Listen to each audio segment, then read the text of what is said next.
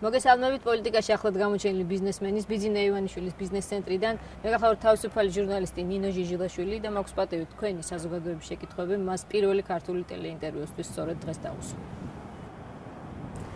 მოგესალმებით ბატონო ბიძინა, დიდი მადლობა ინტერვიუსთვის. მე ხა საფრანგეთის მოქალაქეს ვესაუბრები და პირველ რიგში აუცილებლად უნდა გკითხოთ, თუ კი ეს ყველაფერი ისე დარჩა, როგორც დღეს არის, აი ამ რეალობით, თუ კი თქვენს მიმართ კონკრეტული ქმედებები ხელისუფლების ასევე განვითარდა, როგორია თქვენი სამომავლო ხედვა? ის რაც გააკეთა სააკაშვილის მთავრობამ, ჩემს მოქალაქეობას გაუქმებასთან დაკავშირებით, აი ამას მინდა გავუსვა ხაზი, კიდევ ერთხელ აჩვენებს იმას, რომ თქვათ, მათ მენეჯმენტი არ შეუძლიათ და მყისიერად ხდება გადაწყვეტილების მიღება, ეს ერთია, მაგრამ უფრო ძირითადად მინდა ყურადღება გავამახვილო. მათ არიციან დაგეგმა, ისინი ვერ იყურებიან შორს. ეს შანს არა მარტო პასპორტის შემთხვევაში და ჩემთან დამოკიდებულებით, არამედ მთელ მათ მოღვაწეობას თუ გადავხედავთ პირველი დღიდან მოსვლისა, როგორ ხებულობენ გადაწყვეტილებებს, ეს გამოკვეთილია, რომ მყისიერად და გაუაზრებლად აკეთებენ ძალიან ხშირად. ეს მე ვიცი პირადი მაგალითითაც, რომ პირადად მე არ მალავდა რამდენჯერმე უკვე თქვი და გავიმეორებ, რომ მე მქონდა ურთიერთობა სააკაშვილთან და ვცდილობდი შორ გეგმებზე გვესაუბრა და პერსპექტივაზე. ისინი არ მალავდნენ, რომ ერთ-ერთვეზე აკეთებენ ძირითადად გათვლებს. ესენი ვერ იყურებიან წინ და პასპორტის შემთხვევა, რამდენადაც მე უკვე პოლიტიკაში მოვედი, ჩემთვის იყო დიდი კოზირი და ძალიან ცუდ დღეში ჩაიგდეს თავი. შეეშინდათ აშკარად, შიშის საფუძველზე გაკეთდა, რა თქმა უნდა, სტრუქტურებს არავის არ ჩაეკითხნენ, ვისაც ევალებოდა მსგავსი გადაწყვეტილების მიღებაში ჩარეულიყო და სამმა კაცმა, როგორც წესი, 3 თუ 4 კაცი იკრიბება და ღებულობს გადაწყვეტილებას, რომელსაც გაუაზრებელის მეც ვერაფერს ვერ დავარქმევთ და ცუდ დღეში ჩაიგდეს თავი. კოზირი როგორ არის თქვენ ხელში, როცა შეიძლება რომ არჩევნებში მონაწილეობა ვერ მიიღოთ, ყველაფერი თუ ასე დარჩა? მე ვთქვი და კიდევ ვიმეორებ. თუ მე ამ გზით არჩევნებიდან გამთიშავენ, არჩევნები ლეგიტიმური ვერ იქნება. ამის განცდა მათ ტყუილად აქვთ. საერთაშორისო ასპარეზზე საუბრობთ თქვენ, ვერ იქნება. საერთაშორისო და საქართველოში ჩეულებრივად დაინიშნება არჩევნები, ჩატარდება ბიძინა ივანიშვილი. არა მგონია ისე როგორც მოხდა რამდენჯერმე, არა მგონია. მე მგონია ახალ რეალობასთან გვაქვს საქმე და ესენი ანგარიშს ვერ უწევენ. სააკაშვილი შეეშინდა, რომ საკუთარი გუნდი არ დაშლოდა და მხოლოდ საკუთარი გუნდი შენარჩუნებისთვის გააკეთა ეს. რომ არ მოხდარიყო. ბატონო? რატომ უნდა დაშლოდა საკუთარი გუნდი? შეიძლება თქვენს მომხდარიყო გადმოქაჩვა ძალები? იმიტომ რომ ჩემი მეორე განცხადება იყო ძალიან მკვეთრი და ძალიან ბევრი მინიშნება და მითითება იყო იმაზე, რომ ასე ცხოვრება არ შეიძლება. იქ რეალურად დაუდგა სააკაშვილის საფრთხე იმის, რომ გარდა იმ ძირითადი და უახლოესი გარემოცვისა, რომელიც ალბათ 10 კაცამდეა, იქ არის დიდი გუნდი სამთავრობო, სადაც შეიძლება და მომხდარიყო შესატყვისი რყევები. ეს გადაწყვეტილება მე ვიცი ხასიათი სააკაშვილის. ეს გადაწყვეტილებაა? პირადად მისის საფიქრობ? ხოლოდ. ეს არის უბედურება, რომ ერთი კაცისგან მოდის და 2-3 კაცი შედის და ესე არ შეიძლება ქვეყნის მართვა. ხოლოდ და აუცილებლად სააკაშვილის და მე მგონი, რომ ოღონდ ამ სიტუაციაში არაფერი მომხდარიყო და ესე ცხოვრობენ ესენი. ოღონდ ეხლა გავიტანოთ არაფერი მოხდეს და გააკეთეს რამე მოიფიქრეთ. აი ეს იქნებოდა თქვენს, აი წავართოთ მოქალაქეობა. ამით უკვე გუნდს აჩვენეს, რომ თლათ ეგრე არაა საქმე, ახლა მოვიდე ეს კაცი, იგი გასაგებია, თქვათ, რაღაც ხიფათი გამოიწვია მოსვლა, მაგრამ ჩვენ არა ვართ უბრალოები და აი კონტრილეთი. და გააკეთეს ეს, როგორც გააკეთეს. თქვათ და დაუშვათ შემთხვევა ესეთი განვიხილოთ, ესეთი ვარიანტი, რომ ვერ მოხერხდა თქვენთვის მოქალაქეობის აღდგენა არჩევნებამდე. თქვენ ხაზგასმით თქვით, რომ ქუჩის აქციებს არ მიმართავთ. ხაზგასმით თქვით, რომ რევოლუციური ცვლილებების მომხრე არ იქნებით, თუმცა მაინც ახსენეთ კადაფისაცია. ეს ძალიან გარკვეული გზავნილი იყო, ერთ-ერთ ინტერვიუში თქვენ თქვით. მაინც ხომ არ ფიქრობთ, თუმცა დღეს კადაფისაციის ხსენება ძალიან რთულ სურათს უხატავს საზოგადოებას, იმიტომ რომ ყველა მიცის, რაც დაემართა ამ ლიდერს, ამ ერთ კონკრეტულ ლიდერს. მაინც ხომ არ ფიქრობთ, რომ შეიძლება სიტუაცია გართულდეს და თქვენ ამ განცხადებაში, რომ ქუჩის აქციებს არავითარ შემთხვევაში არ მიმართავთ, შეიძლება იყოს კორექტივები. რა თქმა უნდა, მე ვადასტურებ, რაც მithქვამს და ვიმეორებ, რომ ასეთი უკიდურესობა არ უნდა დაუშვათ და მე ყველაფერს გავაკეთებ ამისთვის, მაგრამ მე მისე მინდა განვავრცო თემა. რომ აი წარმოვიდგინოთ სიტუაცია, რომ მე არ მოვედი პოლიტიკაში. გასაგებია, რომ დიდი ალბათობით ესენი მოიგებდნენ არჩევნებს. გასაგებია რომ დიდი ალბათობით შეინარჩუნებდნენ გუნდს, მაგრამ მე რა იმის იქეთ არ შეიძლება რომ გაიხედონ. მე ხო წარმომიდგენია როგორი ბიუჯეტი დახტებათ მათ. კონცერტებზე და გაუგებრად როგორც უნდათ ისე რომ ხარჯავენ და საკუთარ ჯიბეს დაამსგავსეს ბიუჯეტი. მათ არ იციან განა ჩემზე კარგად, მე წარმოდგენა მაქვს ამაზე რომ მათ მოუწევთ საგარეო ვალებზე რამდენიმე წელიწადში რეალური პასუხი აგონ და მუდმივი გადავადება ამის არ მოხდება. განა არ იციან ეს ყველაფერი, მაგრამ ვერ გეგმავენ. ოღონდ ეხლა, ოღონდ ეს დღე, ოღონდ ეს სიტუაცია, აი ეგ დგანან ესენი. მე რა, თქვათ არ მოვედი მე, მოიგეს არჩევნები. მე რა შვებიან, რას ფიქრობენ რა? მუდმივ ტერორში ეყოლებათ ქართველები. კიდევ უფრო გაღარიბებაზე წაიყვანენ? კიდევ იქეთ გადაღუნავენ იმ მხარეს, სადაც ესენი მიდიან? ეს ხო გასაგებია რომ ოდესღაც ეს ზაფი გაწყდება. გაწყდება და მოხდება კატასტროფა. კატასტროფაში მოყვებიან პირველ რიგში სააკაშვილი და მისი ახლო გარემოცვა. სააკაშვილი მომავალში ვერ შეძლებს შორი გარემოცვის დაკმაყოფილებასაც კი ასეთი მეთოდებით, ასეთი ბიუჯეტით. ყველა გარბის, აქ არავინ არ შემოვა, არავინ ფულს არ შემოიტანს ასეთ სიტუაციაში. ყველამ ყველაფერი კარგად იცის. როგორც შიგნით, ისე გარეთ. შიგნიდან ყველა ელოდება როგორ გაასროს, გარედან აქ შემოსვლელი არავინ არაა. და მოხდება ის, რომ ესენი საკუთარ პოლიციასაც ვეღარ დააფინანსებენ ახლო მომავალში. და შეიძლება თავის საყვარელ გუნდის დაფინანსებაც კი გაუჭირდეს, რომელიც ნელ-ნელა შევიწროვდება ეს ქსელი და გადაწყდება ოდესღაც. დამშეული ხალხი ამას არ აიტანს დიდხანს და მოხდება კატასტროფა. იდეალური იქნებოდა ჩემთვის დღეს, რომ ვინმე ვისაც რეალობის სწორი ანალიზი შეუძლია, რომ აჩვენოს მათ, რომ აქეთ გზა არაა. იქ მხოლოდ უბედურებთ ამ გარემოცვას თქვენ ავტორთან თანამშრომლობით ამ გუნდთან, ვინ გეგულებათ, ვანო კარგი მენეჯერია თქვენ თქვით. მე მგონი რომ ვანოც და ადეიშვილიც და კიდევ ვინც და თქვათ არის რამდენიმე კაცი დღეს არიან სხერპლინის საკუთარი ძალაუფლების რომელიც მათ შექმნეს არაკანონიერად. უპერსპექტივოა ეს გუნდი თქვენ ძალიან. აბსოლუტურად უპერსპექტივოა ის რასაც ესენი აკეთებენ. თეორიულად არ არსებობს შანსი რომ ამ გზით მათ რამეს მიაღწიონ. ეს მოხდება დღეს არა ხვალ პირობითად წლებით თქვათ. არ მოხდება ამ წელიწადში, მოხდება შემდეგში, არა შემდეგში, რამდენიმე წელიწადში სიტუაცია განვითარდება და მივა კატასტროფამდე. არ არსებობს თეორიული ალბათობა იმისაც კი, რომ ესენი გავიდნენ სადღაც ნორმალურ გზაზე. არ შეიძლება მათ დააპატიურონ მთელი საქართველო. წარმოუდგენელია და მიუღწეველია ეს. გაიხედონ წინ, უფრო წინ გაიხედონ. აფრიკის ქვეყნები ამოდიან აქედან. ესენი ქართველებს უპირებენ უკან. იქეთ წაიყვანონ. საოცრება. სადიყურებიან. კარგი, წინ ვერაფერ ახერხებენ გახედვას, უკან გაიხედონ. ისტორიას გადახედონ ჩვენსას. ვის 30 საუკუნიანი გენს, რომელიც 30 საუკუნიან კულტურას, რომელიც არ გაწყვეტილა, იშვიათია ესეთი ერები დღეს სოფლიოში, რომ 30 საუკუნე ერთი და იგივე გენი მოდიოდეს უწყვეტად. ძალიან ცოტა. ვის უპირებენ ესენი? ეს ხომ წარმოუდგენელია. საინტერესო იქნებოდა რომ თეორიულად მე არ ვიცი ვინ იქნება ეს სადნახოთ ეს კაცი. ჩემთვის იდეალური იქნებოდა ახლა რომ ვიცოდე ვიღაც ავტორიტეტი, ვისაც ესენი მოусმენენ, ან და ჩემთან გამოგზავნონ ვინ არის მაგათი იდეოლოგი. შევხვდები ნებისმიერს და ძალიან მარტივად დაუსაბუთებ, რომ რა თქმა უნდა ძირითადად გამსაზღვრელი ჩემი ქვეყანაა. ჩვენი ქვეყანაა გამსაზღვრელი, რომ ესენი ქვეყანას მიიყვანენ კატასტროფამდე.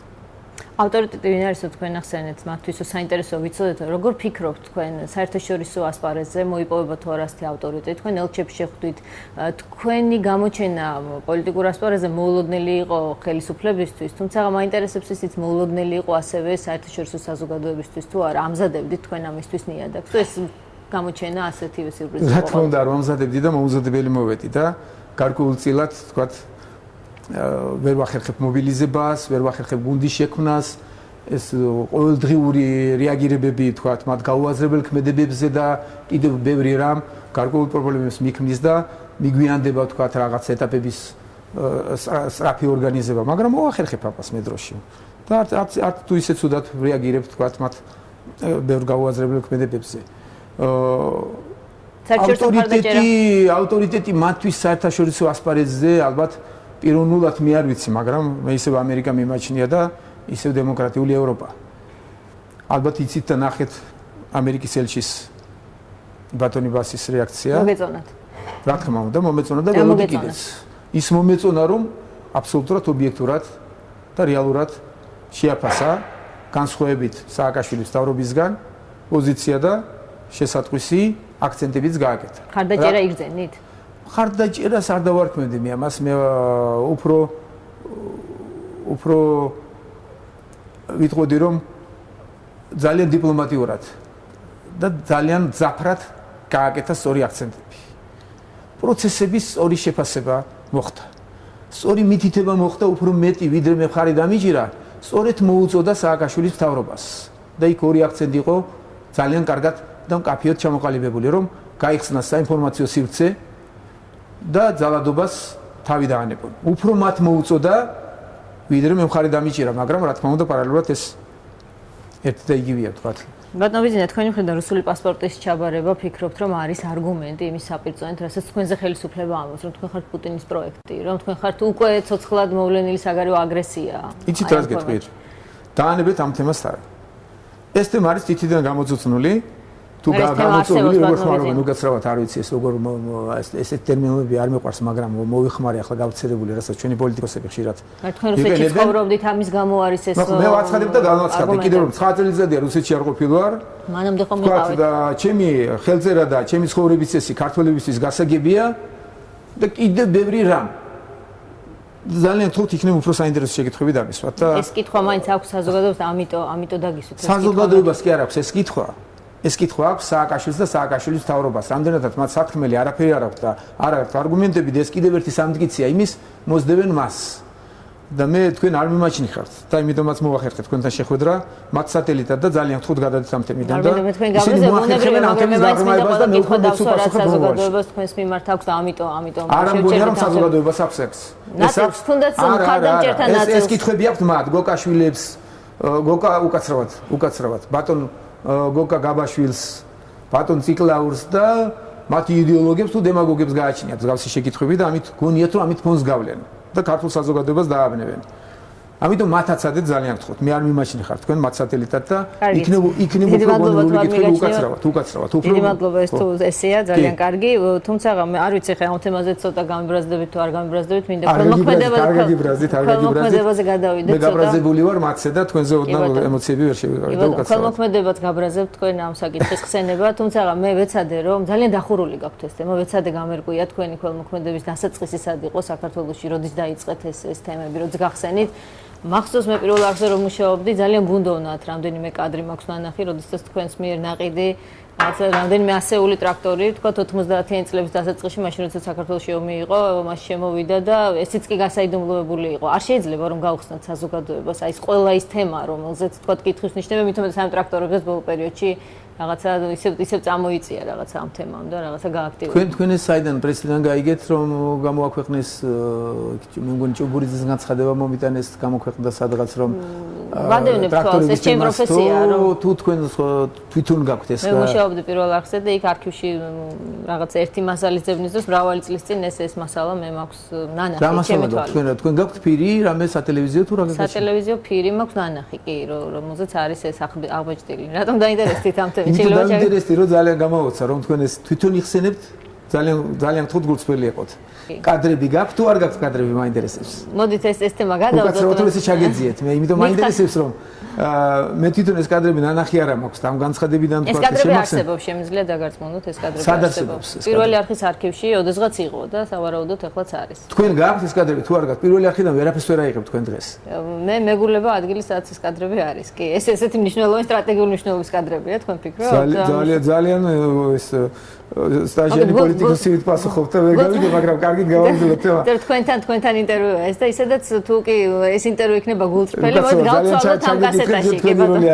ჟურნალისტის როლი აღიღე და მოდის მოგიხდით რომ ესე ჩაგიკითხეთ, მაგრამ არა, მაინტერესებს მოდი დავუბრუნდეთ თემას, ქველმოქმედება. ცოტა ნაწყენი ვარ, გაგიზენებული არა ვარ, თქვა და ეს მე არ ვაბრალებ ამას ჟურნალისტებს და არ არის ეს ჟურნალისტების ბრალეულობა, თუმცა ჟურნალისტებისგანაც უფრო მეტი რატო ხართ ნაწყენი ჟურნალისტებს ბატონ ბიზნე თქვენ არსად არ ჩდებოდით თქვენ არ გინდათ ამ თემის გახსნა მაგრამ ჩდებოდნენ თუნდაც ეს ტრაქტორები რომელიც თქვენ გაიხსენეთ და ნახეთ და არავის არ გახსენებია და ეს იყო დაახლოებით 20 წლის წინათ და მე ვამაყობ ამით თქვა არ ვამბობ და თქვენ მაშინ რუსეთში მოღვაწეობდით რუსეთში მოღვაწეობდი და ამ დუნია არ მიყვარს ჩემ საქმეებზე საუბარი, მაგრამ ძალიან საინტერესოა რომ ამ პროცესს პირადად მე ხელმძღვანელობდი და მაშინ სტრუქტურა ისეთი არ მყავდა და მithumetes საქართველოში და განსაკუთრებით გულწრფელი ვიყავი მაშინ მე არ მქონდა მაშინ მილიონიც კი და გარწმუნებთ რომ ჩემი ქონების 90% მინიმუმ რაც მქონდა ფული რაც შეიძლებოდა ბიზნესიდან ამომეღო აი გამალებით ხელმძღვანელობდი ამ პროცესს და 450 ტრაქტორი თუ ნახეთ და იცით ეს კადრები იქ ნახავდით მე რა ამაზე ბევრი არ ვისაუბრო რა შეგიძლიათ მითხრათ ციფრი დაახლოებით რამდენი გაქვს დახარჯული საქართველოს ქველმოქმედებაზე საერთოდ სამთავრობო ქველმოქმედებაზე არ გეკითხებით როგორც ჩანს ფინანსურად ქველმოქმედება ხო ვერობითაც შეიძლება ბიუჯეტის თემასაც თუ შეიყვანთ შეგინდა გვეტყვით ხელისუფლება რა დაგიჯდათ ხელისუფლების შენახვა რომელზეც თქვენ ელოდეთ ხმარებოთ ეს კარგი იქნება აუდიტორიას გარწმუნებთ ეს კითხვა აინტერესებს იცით რა მიუხედავად იმისა რომ მე თქვენზე კარგი განწყობა მაქვს და მაინც მინდა რომ საყვედური გითხრათ თქვენს და სხვა ჟურნალისტებსაც და სხვა პოლიტიკოსებსაც ან სხვას ვინც გნებავთ რომ საზოგადოების წევრებს რომ ჭორობის დონეზე აქვს ეს სულაყვანილი ჩემი დამოკიდებულება ქველმოქმედების სადმი მე ვაჩვენე რომ თუ აკეთებ ამაზე სყელში არ უნდა მოუყვანო ხალხს და პირადად არ უნდა ილაპარაკო ამაზე რაც შეიძლება ბევრი მაგრამ მე დავამსხვრე ეს სივრცეა და ჩემი სოხედოლობას უღალატე ჩემს ასაკში რაც ჩემთვის ტრაგიკული იყო და ამის ტყვე ვიყავი ძირითადად და ვერ ვახერხებდი პოლიტიკაში მოსვლას დიდი ხნის განმავლობაში მაგრამ მოვედი და ეს უკვე დავამსხვრე ილუზია თქვა ეს დღესაც ეს ჩემთვის ტრაგედია მაგრამ მაინც ვახერხებ რომ ჩემგან რატომ ელოდებით ელემენტარული კანონია და გაეცანით კეთილინებებს ყველა ფონდი საქველმოქმედო ვალდებულია წელიწადში ერთჯერ გამოაქვეყნოს და საზოგადოებას ამცნოს მის მოღვაწეობის შესახებ. რატომ არ მიხვედით? როდის მიხვედით და როდის დაინტერესეთ? არ მივსულვარ, მიღებულია შენიშვნა. ვინ მივიდა საერთოდ და ვის აინტერესებს? ჭორობის დონეზე უნდა ყველას ეს და რა. დარწმუნებული რომ ამ ინტერვიუს შემდეგ ძალიან ბევრი ჟურნალისტი მიაკითხავს, თქვენ შეგიძლიათ თქვათ რომ ისინი მიიღებენ საბუთებს, როდის საერთოდ ვიძინა ივანიშვილი. ალბათ ჟურნალისტების უმრავლესობა ისევ იმ კუთხით მივა ალბათ რომ რაღაც მოძებნონ ინტრიგული, მაგრამ ვერაფერს ვერ იპოვნიან, გარწმუნებთ რომ ეს კეთდებოდა აბსოლუტურად კანონის დაცვით და მე იქ ქონდა ისეთი ხაზი გავლებული მკაცრად რომ არ მომხდარიყო ელემენტარულადაც კი თქვა ჩემი ნათესაობიდან თუ ვინმე ცნობილია საზოგადოების წინაშე დამსახურებაც კი აქვს ფონდს არ შეხებოდა და ეს არ მომხდარიყო ქველმოქმედების სახით და ამისთვის მე სხვა გზა მქონდა და სხვანაირად ვახერხებდი ნათესების დახმარებას მივლენ ალბათ ამის შემდეგ მაგრამ რატომ ამის შემდეგ ელემენტარული კანონი სადიყავით ამდენ ხანს ამდენ ჭორობას რუსოფობიაზე და რუსულ აგენტობაზე რატომ არ ინებეთ და რატომ არ მიხვედით? რატომ მე მეკითხებით? მაინც და მაინც მაკითხებთ ხალხურ ეს უახლოვდება მილიარდ შეგიძლიათ ეს მაინც მითხრათ? კი, ალბათ, კი, უახლოვდება, შეიძლება მეტია, შეიძლება ნაკლებია, ოდნავ, მაგრამ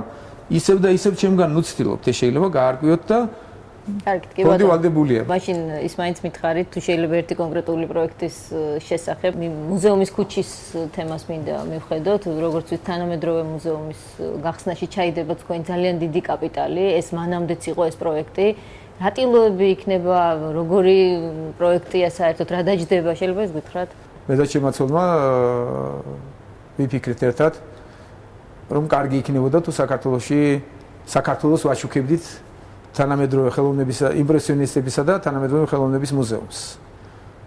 ამაზე დიდი შრომა გავწიეთ ორივემ. ჯერ შესწავლა დავიწყეთ თქვათ იმ დარგის, რომელიც ჩემს მეუღლეს ჰქონდა საფუძველი და აინტერესებდა და უფრო ადრე ინტერესი ჰქონდა და სწავლობდა.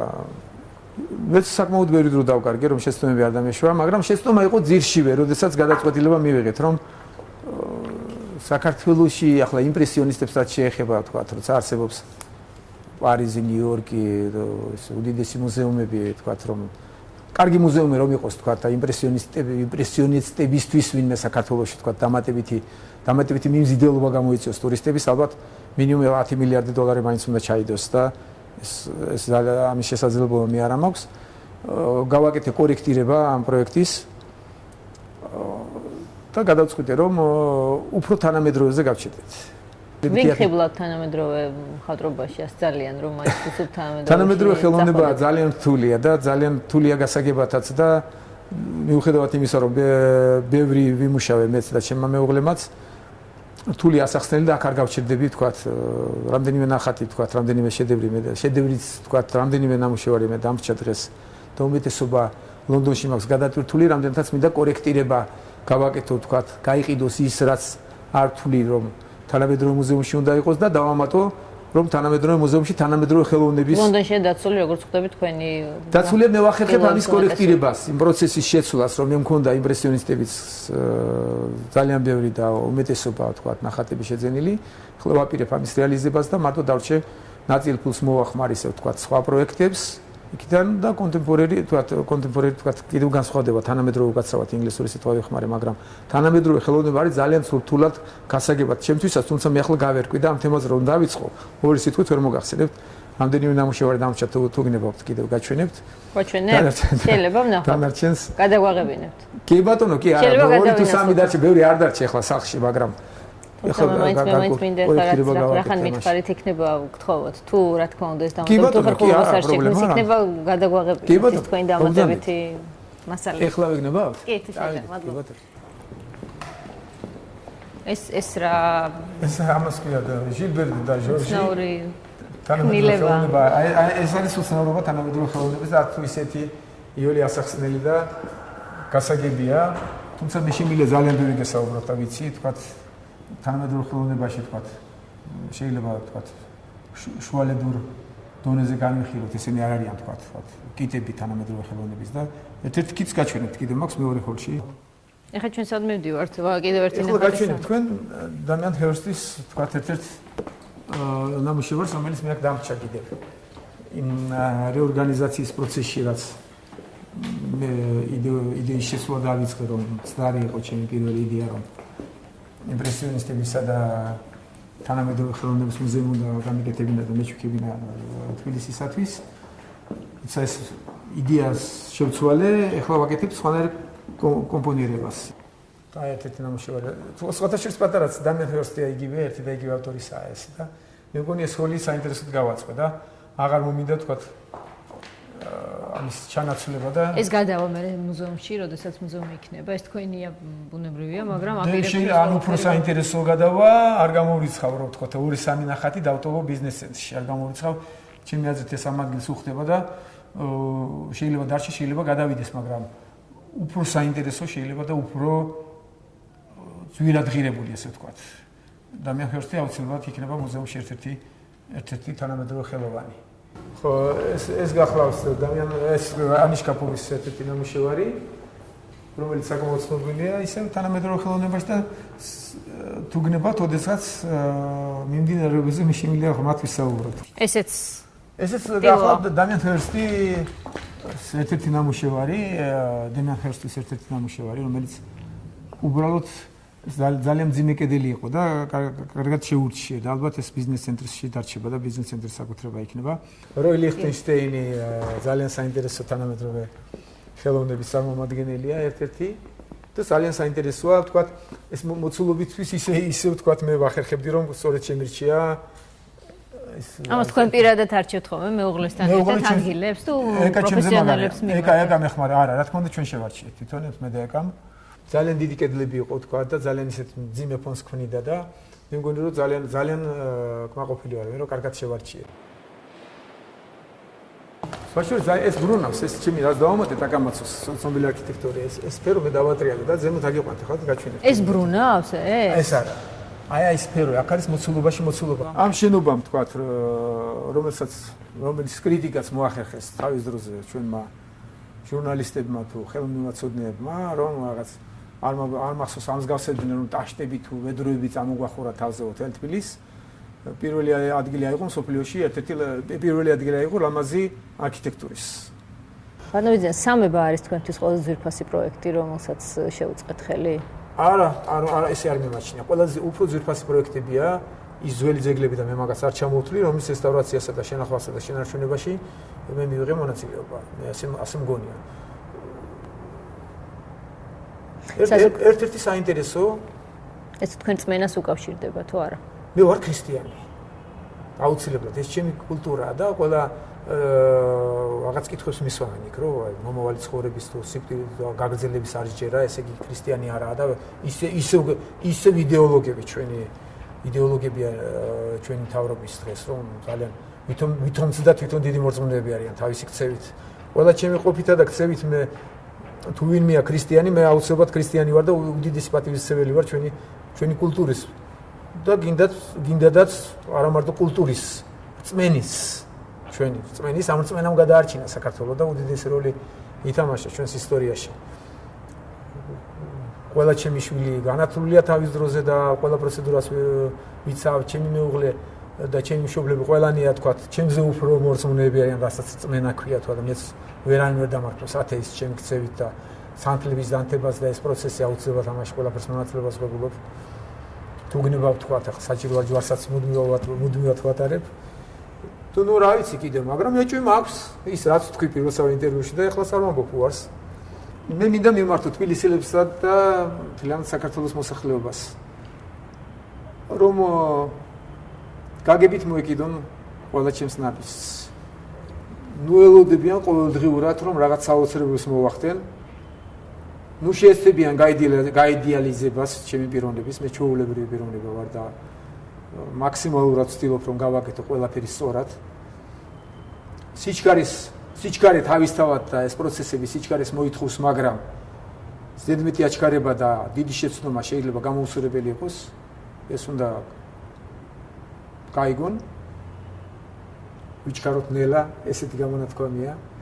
ზედმეტს ნუ ამაჩქარებენ. შეცდომები მაინც მექნება, მაგრამ მე მგონი რომ დავსავარიდებ და მოვახერხებ რომ რამე დიდი შეცდომა გამოუსწორებელი მსგავსი არ დაუშვა და დარწმუნებული ვარ რომ ეს არ მოხდება.